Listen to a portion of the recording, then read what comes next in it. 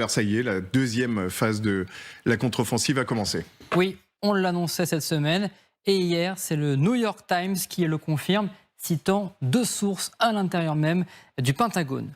L'Ukraine a lancé la phase principale de sa contre-offensive avec des milliers de soldats qui étaient jusque-là en réserve, dont beaucoup sont formés et équipés par l'Occident. Si l'on en croit ces propos, c'est donc la fin de la phase d'artillerie commencée depuis 2 mois, celle qui avait pour objectif de pilonner les sites stratégiques russes, comme les dépôts de munitions ou les centres de logistique en arrière du front. L'Ukraine entame cette fois-ci sa phase terrestre. Jusque-là, peu de soldats ukrainiens avaient été mobilisés. Désormais, le gros des troupes a commencé à être déployé.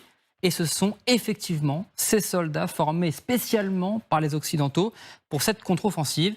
On estime leur nombre à 17 brigades, soit environ 60 000 hommes.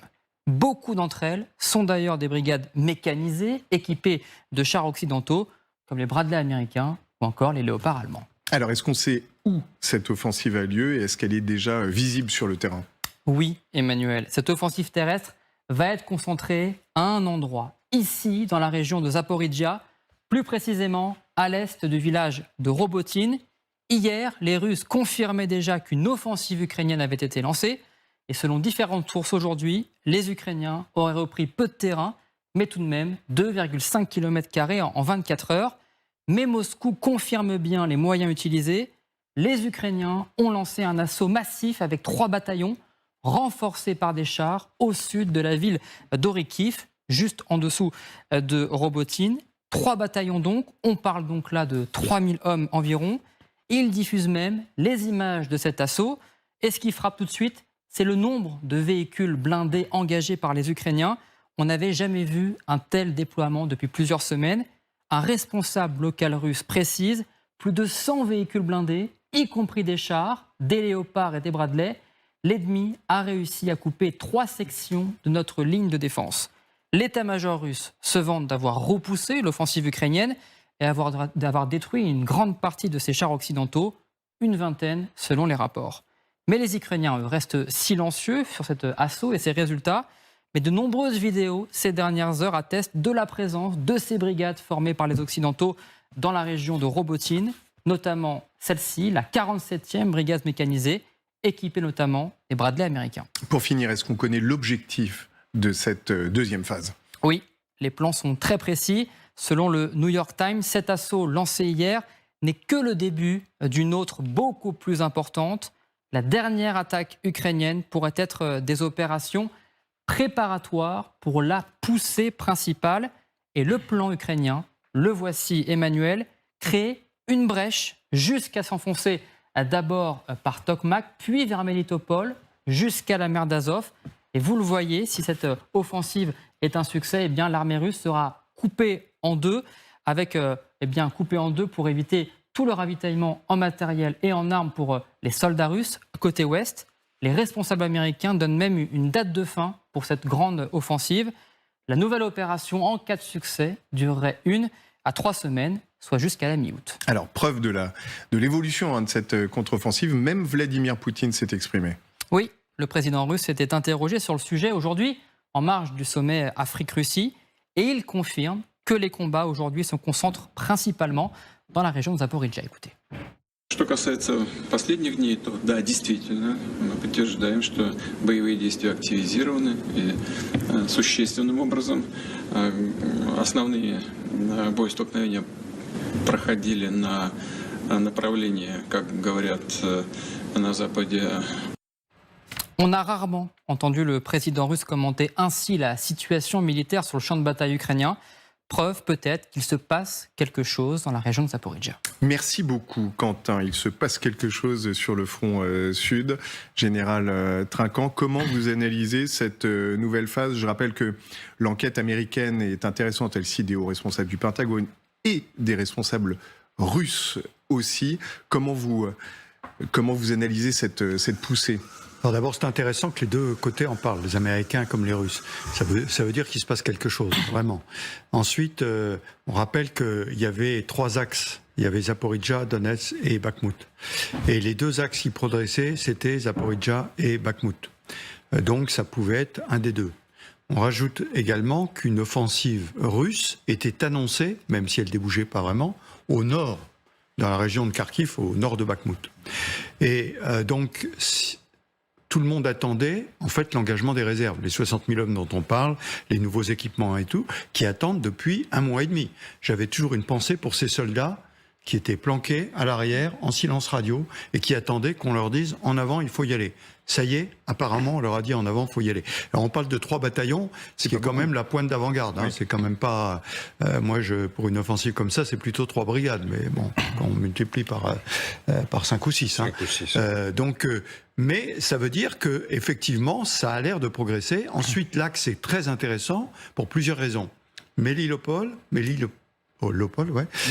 c'est une zone qui est, depuis le début, connue comme une zone où il y a des résistants, il y a des partisans. C'est une zone qui est marquée en gris depuis le début. Deuxième point, c'est un carrefour stratégique important, à la fois de chemin de fer et de routes. Donc c'est un carrefour intéressant. En plus, là, la percée est la plus proche, quand on le regardait sur la carte, de la mer d'Azov. Donc ça veut dire, il y a 80 km à peu près, donc ça veut dire qu'on peut arriver rapidement à la mer d'Azov, et donc, comme c'était indiqué, couper en 2 le dispositif, et mettre l'Ukraine à portée de canon ukrainien, ce qui est une nouveauté quand même. L'autre point important, c'est que c'est exactement à l'opposé de l'offensive russe annoncée, à 850 km.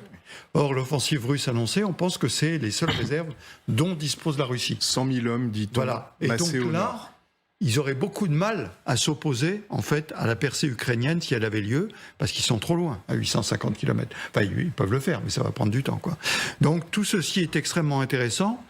C'est intéressant que ce soit annoncé, et c'est intéressant que ça corresponde un peu au plan qu'on énumérait, avec l'option A, Zaporijjia, l'option B, Bakhmout, ou l'inverse, peu importe, et puis de voir comment ça va progresser. Parce que ça peut progresser aussi sur 2 axes, hein, ne nous leurrons pas. Simplement, Bakhmout est beaucoup plus loin de la mer d'Azov, donc c'est plus compliqué. Mais ça veut dire fermer une tenaille sur une grande partie du dispositif russe. Et ça, parce que, voyons bien quel est l'objectif. L'objectif, c'est de détruire, alors quand je dis détruire, ça ne veut pas dire tuer tout le monde, ça veut dire casser le dispositif russe. Qu'on atteigne Melitopol, bien sûr c'est important, Mariupol, on en parlait, c'est symbolique, mais c'est moins important que de détruire l'armée russe. Et couper en 2. Voilà, et couper en 2. Ces forces. Ouais, encore faudra-t-il passer par Tokmak, on pourrait en parler longtemps, parce que cette route est extrêmement fortifiée, avec une présence russe qui n'est pas négligeable. Oui, et surtout ne crions pas victoire maintenant. Je veux dire, c'est le début, et il faut voir comment ça fonctionne et comment ça marche. Ce qui est intéressant, c'est que si les réserves ont été envoyées, ça veut dire que les dispositifs minés dont on parlait beaucoup depuis plusieurs semaines, apparemment ont été franchis. Et donc, il y a plus de possibilités pour les blindés de se déployer. Alors, en tout cas, Christian Makarian, le président Zelensky s'est rendu aujourd'hui à Dnipro. Alors, c'est pas tout à fait à côté de Zaporijjia, etc. Mais enfin bon, c'est quand même dans cette zone.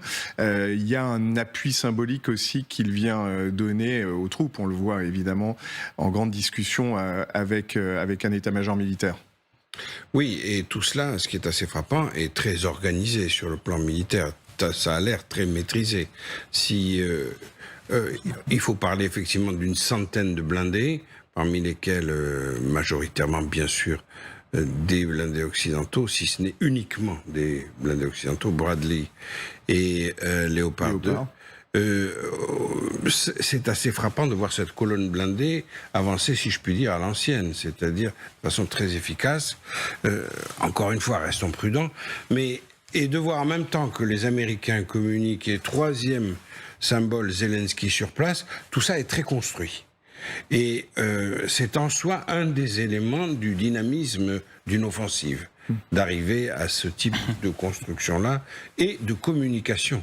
Parce que ce qui est encore une fois remarquable chez Zelensky, c'est qu'il ne perd pas une seule occasion de communiquer dans le sens qui lui convient, et celle-là n'est encore une autre. Voilà, alors on l'a dit, 3000 hommes, c'est effectivement peut-être l'avant-garde d'une poussée qui sera plus massive. Poutine parle de combats qui se sont considérablement intensifiés. Sa parole est assez rare sur le plan militaire. Oui, effectivement, et surtout qu'il faut bien comprendre que c'était une parole qui est arrivée assez vite, parce que parfois on attend 2 jours, voire des semaines à Vladimir Poutine à réagir. Là, la réaction, elle est arrivée 24 heures après les événements, donc tout ça, c'est rare, et ça nous montre aussi que ça inquiète le commandement russe, car effectivement, je vais laisser le général parler sur tout ce qui est militaire, mais sur le plan politique, c'est un peu le moment pour les Ukrainiens de lancer cette contre-offensive, parce que tout d'abord, vous avez eu le putsch de Wagner qui s'est passé il y a maintenant à peu près 3 semaines, mais quand même un mois maintenant, plus d'un mois, on peut 24 dire juin. que les effets de ce putsch sur un peu le moral des soldats russes, ils sont toujours là, et sur aussi le moral du commandement russe. Donc tout ça, si vous voulez utiliser l'effet de Wagner, c'est à peu près le moment. Puis il y a eu ici une frappe sur le pont de Kerch, en Crimée, qui a eu lieu ici assez pas longtemps non plus. Et donc tout ça nous montre qu'effectivement il y a des effets politiques sur la structure politique maintenant en Russie, sur le commandement et sur ici tout ce qui est autour, tout ce qui entoure Vladimir Poutine. Et il y a également le sommet dont on a parlé déjà, le sommet Russie-Afrique qui se passe à ce moment même. Donc tout ça sont des points qui montrent que oui, pour l'Ukraine, s'ils peuvent le faire de point de vue militaire, c'est le moment de lancer les contre-offensives. C'est le bon moment, voilà.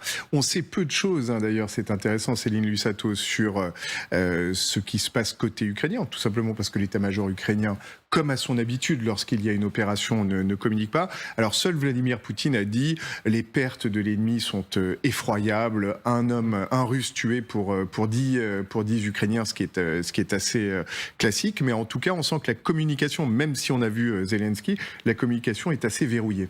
La communication est toujours extrêmement verrouillée.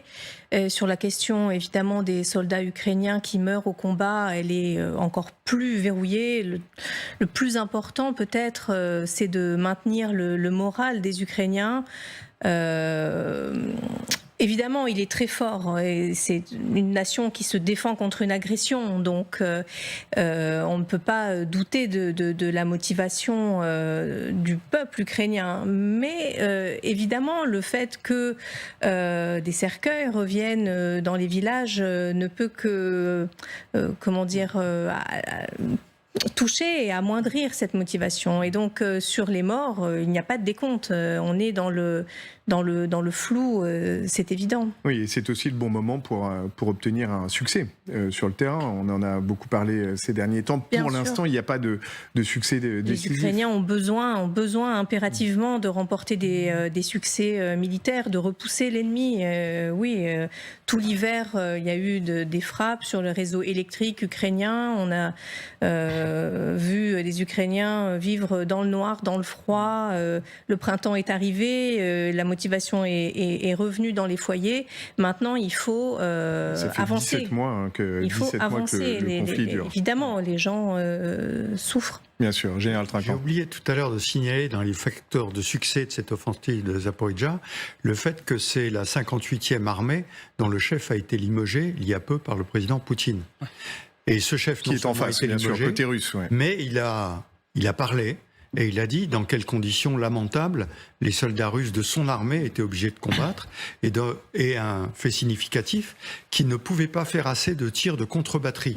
Ça veut dire que l'artillerie russe a été sérieusement assommée par l'artillerie ukrainienne. C'est ce qu'on appelle la concentration des effets.